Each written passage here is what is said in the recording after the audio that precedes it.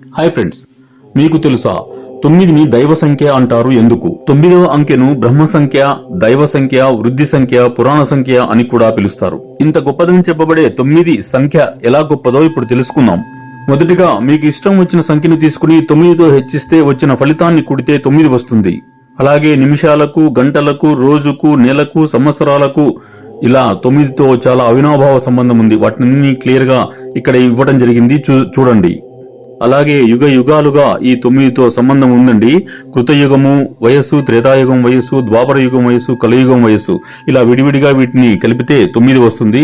అవి కూడా క్లియర్ గా ఇక్కడ ఇచ్చాను, చూడండి. మనిషి తల్లి గర్భంలో ఉండేది 9 నెలలు 270 రోజులు. వీటిని కలిపితే 9 వస్తుంది. అంతేగాక పంచభూత ప్రకృతి నిర్మితమైన మనిషి శరీరం కూడా నవరంధ్రాలతో నిర్మితమై ఉంటుంది. అంతేకాక నవరాత్రులు, నవధాన్యాలు, నవగ్రహాలు ఇంత ప్రత్యేకమైనది కాబట్టి మన ఋషులు, పెద్దలు 9ని దైవ సంఖ్య